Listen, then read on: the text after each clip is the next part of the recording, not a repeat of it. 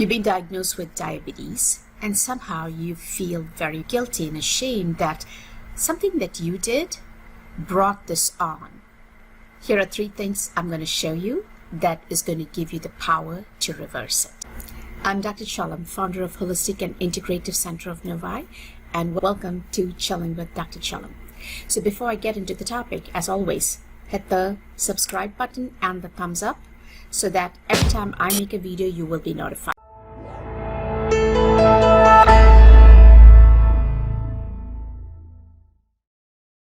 One thing that happens when somebody gets diagnosed with type 2 diabetes, and most of my type 2 diabetics feel a little guilty. They feel a little ashamed that, this was a disease that I could have prevented because it is lifestyle induced.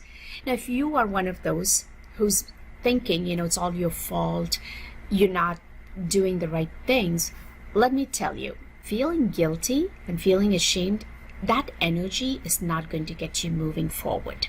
What you really want to do is, how do I empower myself to understand this disease better and reverse it so I can change the trajectory of my life and my health? So that's what I want to help you with, and there are a few things that you need to understand about the disease so that when you make those changes, you understand why you're making those changes. A lot of times you've heard that type 2 diabetes is increasing. It's because we are living a very modern life. But remember, in my earlier video on the introduction of diabetes, if you recall, I mentioned that diabetes, both type 1 and type 2, have been described centuries ago. Now, it is true, type 2 was predominantly present in people of affluence, where they had other people doing physical work, they had unlimited access to food, and of course they carried a lot of stress because they were in positions of power. Now, for most of us, we do have chronic stress. But what does chronic stress, this life of abundance of nutrition, abundance of stress, and abundance of rest, actually do to our body that creates this degree of insulin resistance? Remember, type 2 diabetics have a very high level of insulin. It is not the lack of insulin that is causing their blood sugars to go up. They have too much of insulin and too much of blood sugar. So why does that happen? What goes wrong? 2 things happen. Number 1 is the beta cells. Remember the beta cells from, again, video 1, in case you don't know, a quick synopsis of it. Beta cells are those cells that produce insulin, which is situated in the pancreas, which is the organ present right behind the stomach. So when you eat food, these cells will have to produce insulin. So what do the beta cells do in a type 2 diabetic that makes them produce so much of insulin, and what do the cells do that they resist insulin? What is actually going on? Here's what happens. In diabetics, the beta cell does not respond to glucose as effectively. In fact, it's only 40% as responsive as a normal person. In other words, you eat food, your beta cells in the pancreas get the signal from the mouth, from the gut, saying, what, food is coming down, let's get out and handle the blood glucose. But that communication, when it comes, the beta cells are lazy and they don't produce insulin effectively. I'll talk to you in a minute about why they get lazy, because it's the same reason the other organ that is seen to dysfunction in diabetics also has the same problem. And what is this organ? The liver.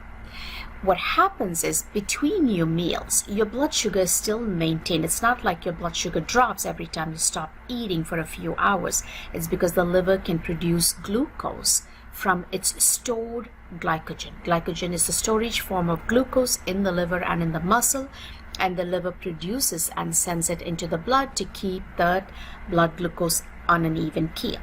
But when you eat, that blood glucose or the liver glucose does not get produced. In fact, the liver shuts down the production of glucose because now it knows that food is coming from the outside inward and it doesn't need to provide the glucose.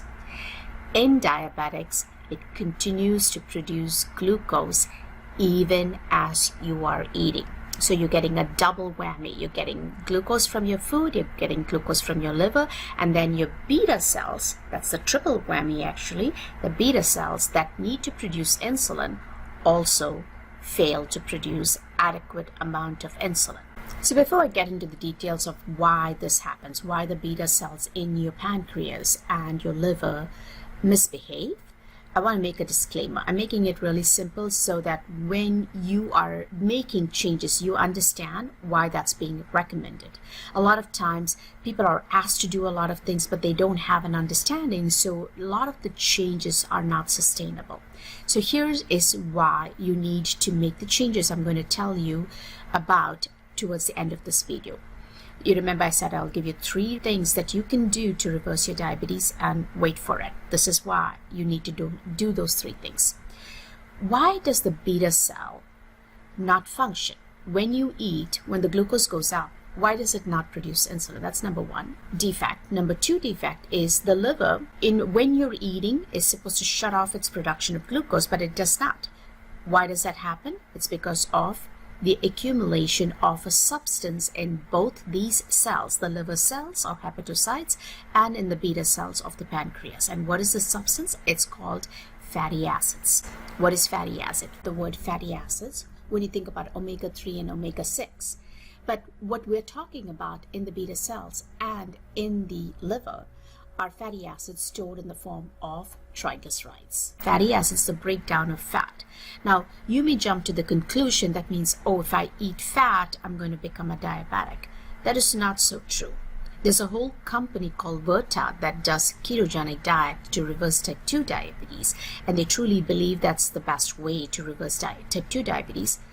I do beg to differ, but my job is to give you the science behind how this fatty accumulation happens. So how do they find out about this? They looked at the fat cells in the beta cells, the fat accumulation, and they found that if it's filled with fat, when glucose comes into the blood, the beta cells don't produce insulin. For some reason, they're very rich with energy and they don't respond to further glucose. And how do they find about the fat in the liver? They did MRI scans to look at the adipocytes, the fat cells, as well as the fat in the liver as you change your diet. So here is what happens. The reason fat accumulates both in the pancreas as well as in the liver is because your diet is very calorie dense. It doesn't matter whether you eat a keto, vegan, or paleo. All 3 of them can cause accumulation of fat in these cells if your caloric intake is extremely high. Now that you know that it's because of fat accumulation in the pancreas, reduction in the pancreatic cell, increased fat in the liver, a disordered liver that produces glucose even as you're eating, all of these contribute to your type 2 diabetes. So what can you do? Just 3 things that you can focus on for now. Number 1 is eat nutrient-dense food. What does that mean?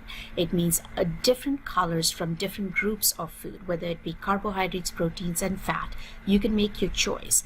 For example, a Buddha bowl is a great choice. Or you could do the Korean dish bibimbap and roasted salad. I love smoothies and soups. Put in all the colors that you can.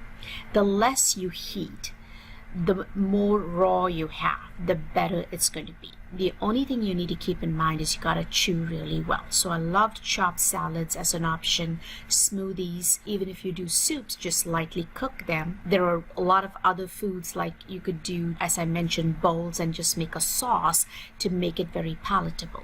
So there are different ways you could get a nutrient-dense diet. But here's the key. It doesn't matter what diet you're going to follow, whether it be a keto, paleo, vegan, plant-based. If your caloric intake is more than what you spend, the chances are you are going to accumulate fat. Remember, the extra calories have to be stored if they are not used. And the storage form of extra calories is usually glycogen and fat. That's why the more efficient your cells are at breaking down, burning glucose or glycogen and fat, the healthier you're going to be. So the more you are conscious of how much you're eating, portion control, the better you're going to be health-wise. So how do they come to that conclusion? It could be the calorie-dense diet that's driving this fat accumulation. Take a person who's had gastric bypass. Gastric bypass reverses type 2 diabetes. I thought it was because it shifted some kind of insulin signaling or the beta cell function. But literally a majority of them is because caloric intake of many of the patients who underwent gastric bypass prior to gastric bypass was over 3,500 calories, and suddenly with gastric bypass their stomach shrinks. They're barely able to eat about 200 to 600 calories a day. This decrease in caloric intake alone made them normoglycemic, in other words, made them non-diabetic within a week of gastric bypass. That is very powerful information that we get to work off. So far you're getting the process. It's a couple of things that you can do to figure out if you are getting to be a type 2 diabetic or you're concerned about type 2 diabetes because it runs in your family. Number one is to monitor your blood glucose. It's called the continuous glucose monitor. Most people can get it. Talk to your doctor about getting it and use a good RX coupon to buy the meter if your insurance will not cover it because you're not yet a diabetic, or you got one of those insurances that will only give it to you if you are on insulin. Number two is to check what is called the ALT. So that is an alanine transferase, which is a liver enzyme that goes up as fat accumulates in the liver. So if you look at your annual blood work where they do a test of your liver functions, if your ALT is creeping up slowly, then you are accumulating fat and the chances of you developing insulin resistance is a little higher. So having said that, is it only low caloric diet that will shift your diabetes? Absolutely not. There are two other things that drive the dysfunction, not only of the beta cells, but also of the insulin receptor. Remember, the cells have to accept the glucose when the insulin brings the glucose. There's a dysfunction there and the liver, and that is inflammation. I'm not going to delve deep into what inflammation is in this video, but I'm going to give you an overall view of what the inflammatory markers we look for and how they might impact the cells. Remember the words inflammation and oxidative stress. These are the two things that we look for, and I'll make a separate video to explain what those are for you.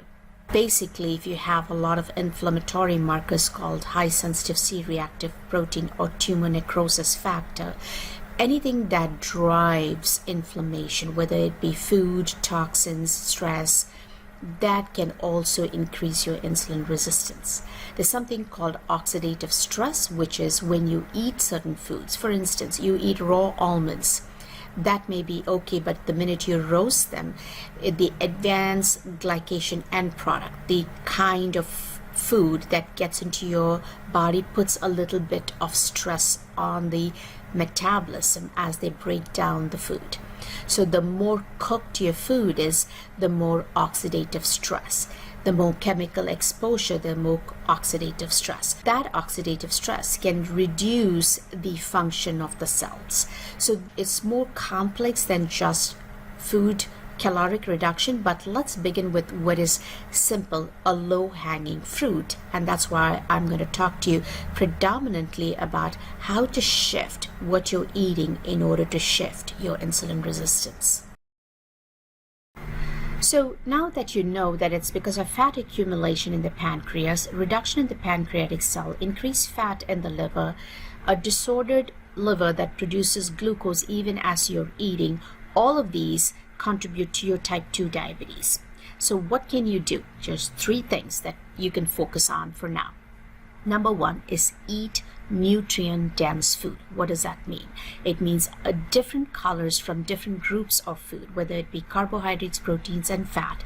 You can make your choice. For example, a Buddha bowl is a great choice, or you could do the Korean dish bibimbap and roasted salad. I love smoothies and soups. Put in all the colors that you can. The less you heat, the more raw you have, the better it's going to be. The only thing you need to keep in mind is you gotta chew really well. So I loved chopped salads as an option, smoothies. Even if you do soups, just lightly cook them. There are a lot of other foods, like, as I mentioned, bowls, and just make a sauce to make it very palatable. So there are different ways you could get a nutrient-dense diet. But here's the key. It doesn't matter what diet you're going to follow, whether it be a keto, paleo, vegan, plant-based. If your caloric intake is more than what you spend, the chances are you are going to accumulate fat. Remember, the extra calories have to be stored if they are not used. And the storage form of extra calories is usually glycogen and fat. That's why the more efficient your cells are at breaking down, burning glucose or glycogen and fat, the healthier you're going to be. So the more you are conscious of how much you're eating, portion control, the better you're going to be health-wise. So I'm going to probably sound like I'm nagging, but I want to hammer down this one point. When you are told to go on a nutrient-dense diet, you need to differentiate that between a calorie-dense and nutrient-dense. So a calorie-dense, an example, if you've been surfing Google University and trying to educate yourself about how to manage your diabetes, all over you will find a low-carb diet being promoted. Because of that, you're going to grab a piece of chicken or a piece of steak or fish or turkey and have it, saying, I'm low carb, so my sugars should actually get better. I want you to understand that is a calorie-dense diet, not a nutrient-dense diet. I just want to really drive that home. So just to give you a perspective of a nutrient-dense, calorie-dense, a nutrient-dense has all of the vibrant colors. The calorie-dense is our efficiency is increased by just grab and go, right? You're eating, like, say, Hot Pocket. I don't know why I took that example, but it has cheese, it's got meat, it may have vegetables, but it's got the bread. It looks like a quick calorie-dense meal, but you're hungry because at this point, all of this gets accumulated as fat in your pancreas and in the liver and does not allow these organs to function properly. So your response to food, your body's response to food is disordered. So that's why a nutrient-dense food is much better than a calorie-dense food. That's number one. Number two, what you can get to do is you really need to focus on your calories. Your protein intake can be 0.7 per kilogram. In a 100 kilogram individual, it's about 70 grams of protein. If you exercise, you add 30 grams more. The key is the protein is not as a big issue as the fat and carbohydrates. They are the ones that add a lot of calories to your diet, and you need to look at the ratio based on your activity. If you're sitting 8 hours at work in front of a computer, you don't need as many calories. So monitor that and eat appropriately. If you have difficulty getting to calorie restricted diet, this is what you can do. You can follow Dr. Walter Longo's fasting mimicking diet to start you off. I know the caloric intake is a little low. The first day is 1,000 calories and then it's 800 calories thereafter for the next 4 days. But it's a great way to get used to eating a restricted amount of calories in a day and to jumpstart the breakdown of those fatty acids from your beta cells and your liver, clean these organs up so that your body responds to the food appropriately. So these are some of the tools that you can get to use. And the third one, the last thing that you get to do to reverse your diabetes is to get rid of the fat and the muscle. In fact, fat accumulation in the muscle is the number one step towards developing insulin resistance. So how do you get rid of fat in the muscle? Simply workout, strength training, elastic bands. Start very simple, start very slow, but the key thing is consistency. Do it every day, even if it be for 5 minutes.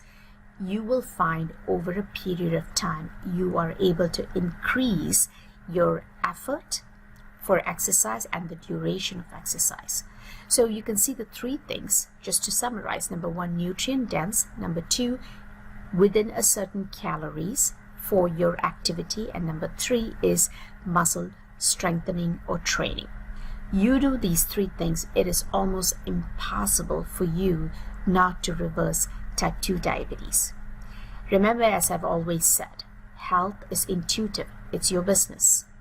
Disease is what we go to medical school for. And that's the business of medicine. And you get to choose. I'm Dr. Chalam, founder of Holistic and Integrative Center of Novi, the best place for you to find your best doctor, and that will always be you. Remember, I said I'll get you a cheat sheet at the end of this video. To get the cheat sheet to understand what is the blood testing that you need to get, delve deeper into why you have diabetes, in the comments below, give me your email and put the words cheat sheet.